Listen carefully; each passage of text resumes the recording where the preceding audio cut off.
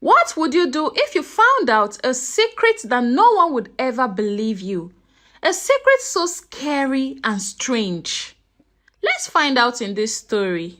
There was a hair salon called Blessing's Beauty Spots. It was a small but popular place, painted with bright and green colors, with a big sign that said, "Come in for the best hair of your life." Every day, women came in to get their hair done by Blessing.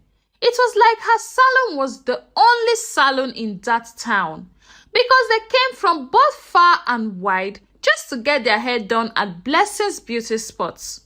Blessing, the owner of the salon, was a kind, cheerful woman who knew how to make hair look so beautiful. People loved her for her jokes, her sweet smile, and her magic touch of hair. But there was one person who stood out the most at Blessing's salon. It was Rose. Rose was a quiet young woman who worked at the salon as a cleaner. She didn't talk much, and she didn't have any friends. She liked to keep to herself. She only responds to you when you speak to her. She only comes to work, clean the salon, does her job, and go home quietly without saying a word. But everyone noticed her because of her hair.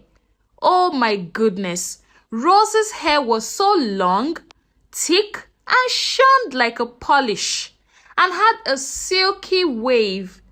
Her hair was admired by every woman who came into Blessing's Beauty Spots. They asked Blessing, "Blessing, this your cleaner's hair is so beautiful. Do you have a secret to her beautiful hair? I don't mind paying huge for it." And Blessing will respond to her clients, "Honestly, I also do not know, because I wonder how she managed to have so much beautiful hair. Her hair is so long and beautiful," she will always say to her clients. Every week, Rose showed up at the salon with a new hairstyle that amazed everyone. Guess what? She didn't do any of that hairstyle in that salon. Sometimes, it was braided into neat cornrows. Other times, it was twisted up into a grand bun that looked like a crown. People always wondered how she did it. They always wondered where exactly she visited to get her hair done so beautifully. Especially since no one has ever seen Rose getting her hair done at the salon before. Blessing, Rose's boss, was the best hairstylist in town. But even she couldn't figure out how Rose always had perfect hair. One day, Blessing asked Rose, "Who makes your hair look so beautiful? You never asked me to do your hair for you. Can you show me the person? I would like to learn some techniques from her, because your hair is always looking so fine, Rose." Rose usually smiles shyly and say, "Oh, I do it myself. I don't let anyone make my hair for me."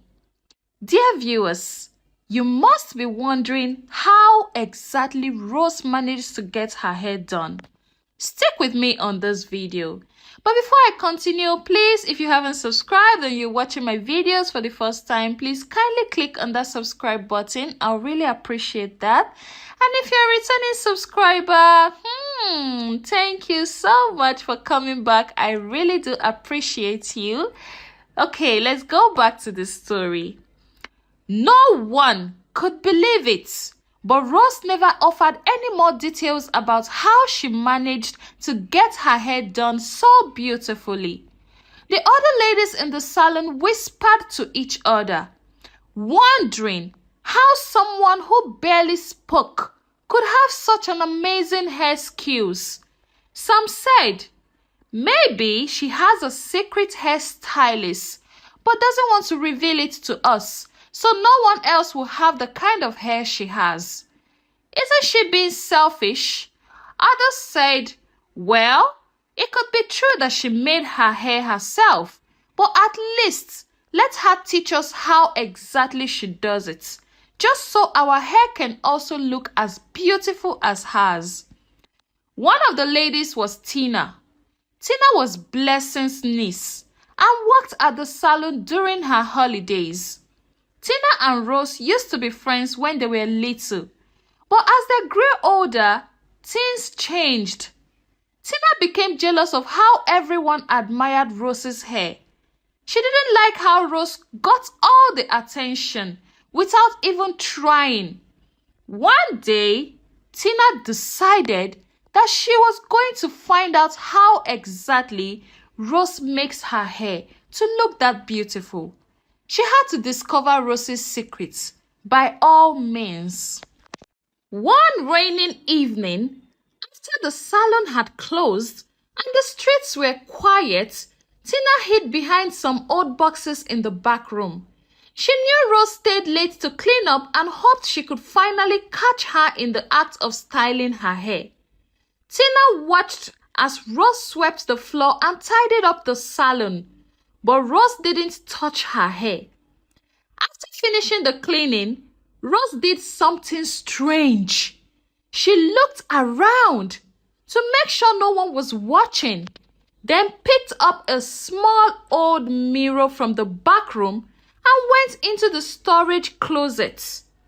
Tina, curious and a little scared, tiptoed closer and peeked through the crack of the door. What she saw made her gasp.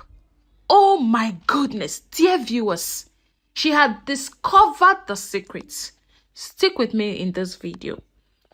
Inside the small dark room, Rose was sitting on a stool.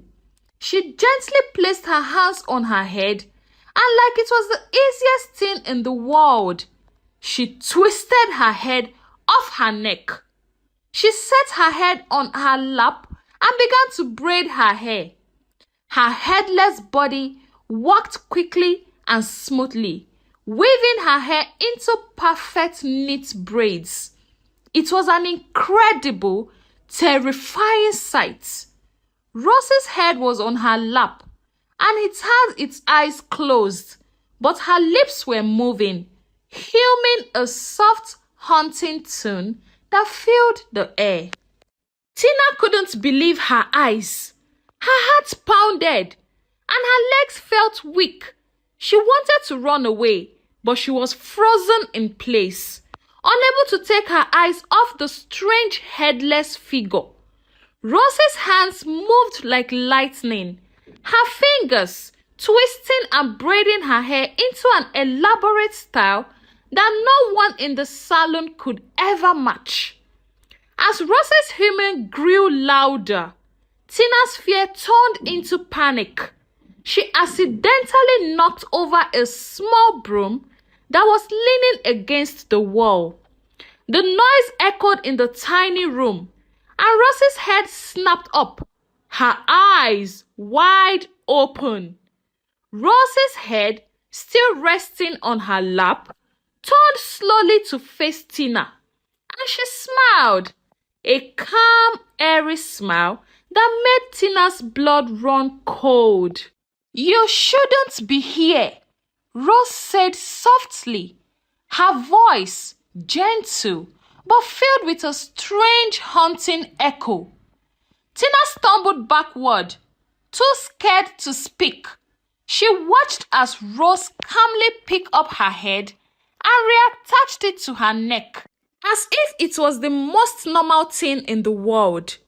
Rose blinked a few times, stretched her neck and stood up, her hair perfectly styled and her face as serene as ever. Rose walked over to Tina, who was trembling in fear. "No one is supposed to know," Rose said, placing a hand on Tina's shoulder. "It's a family secret, and it must stay that way. After all, I only remove my head from my neck just to braid it. It's not like I use it to offend or attack anyone. That is why I am always quiet in the salon, just to stay on my own." Tina wanted to scream, but no sound came out. Rose's touch was cold, sending shivers down her spine. "Go home, Tina," Rose said gently, "And forget what you saw today." Tina ran out of the salon as fast as she could, her heart racing. She didn't stop until she was home, slamming the door behind her. She tried to tell her mom what she had seen, but her words tumbled out in a jumbled mess. No one believed her. They thought Tina was making up stories because she was jealous of Rose. The next day at the salon, Rose acted like nothing had happened. She smiled at Tina, but her eyes held a warning. Tina avoided her, terrified of the truths she now knew. She wanted to tell everyone, but who would believe that Rose could take off her head to braid her hair? I mean, that's not a normal thing. Days turned into weeks, and Tina's fear only grew. She watched Rose from a distance, noticing how Rose's hair always looked more and more beautiful than anyone else. Tina couldn't sleep at night. Every time she closed her eyes, she saw Rose's headless body braiding hair. One evening, after another long day at the salon, Tina stayed back to finish some work. As she was about to leave, Rose came up to her, holding a small wrapped gift. "This is for you," Rose said with a kind smile. Tina hesitated, but Rose insisted. "It's a peace offering. I want us to be friends again." "Look, Tina, I'm not a bad person. I just come from a family lineage where we can actually take off our head from our neck. This kind is very rare, yes, I know, but it's not like we attack anyone. We are not evil, Tina. Please, don't tell anybody this, because I don't want people to start seeing me like a bad person. It's just something I inherited from my family." Tina slowly unwrapped the gift, revealing a beautiful handmade comb. It was decorated with tiny beads and carvings that looked like flowers. It was lovely, but it felt strange in Tina's hands. She looked up at Rose, who nodded encouragingly. Tina forced a smile and thanked her, but deep down, she was still scared. Dear viewers, who wouldn't be scared at such a sight? Would you want to be a friend to someone like Rose? Let me know in the comment section. She took the comb home and placed it on her dresser, unsure of what to do with it. That night, she dreamed of the comb, only it wasn't just a comb anymore. In her dream, it turned into a serpent that silted through her hair, tightening and twisting it until she couldn't breathe. But I think it is because Tina was overthinking. Or what do you think, dear viewers? The next morning, Tina woke up with a start. The comb was still on her dresser, but now she felt it watching her, and if it had eyes, she tried to ignore it, but the uneasy feeling wouldn't go away. Tina decided to hide the comb in a box under her bed, hoping that it would stop the nightmares. And then she sat down and thought to herself, yes, perhaps Rose is not a bad person. Let me visit the salon and talk to her again. When Tina got to the salon, she spoke to Rose and said, "Rose, I have thought about everything you told me the last time we met, and I think I'm still willing to be your friend. Since you said you are not evil and you are not harming anybody, but then I think I understand why you want this to be a secret. Because who would ever believe you that you are not an evil person, that you just have the talent of taking off your head from your neck? I mean, this is something that happens in 1 out of billions of people in the world." And Rose responded, "Tina, thank you so much for understanding me. This is how I was born. It's not like I'm enjoying it. It's just that I can't help it. I am not a bad person. It's just that I don't want people to see me for the wrong reasons.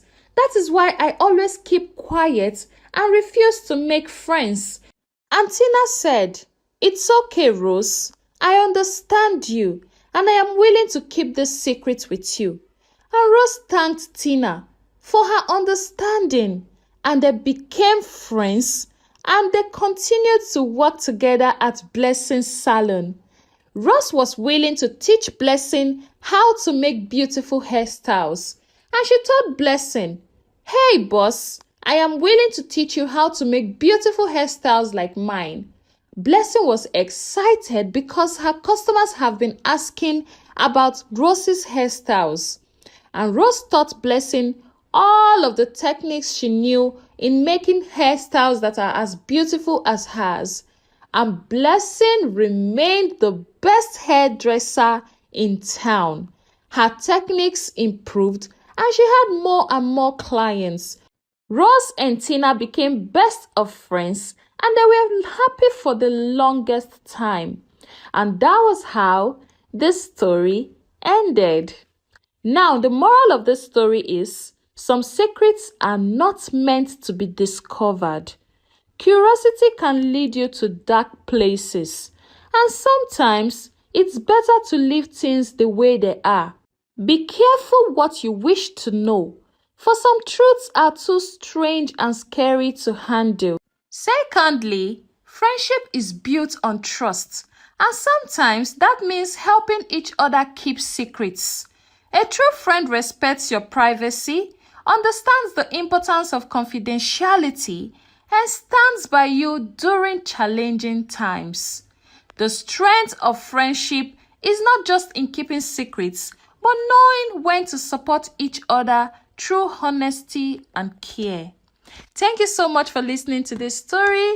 My name is Onyi of Onyi Stories and Folktales, and please, if you haven't subscribed, kindly click on the subscribe button. Be a part of my growth. I will really appreciate that.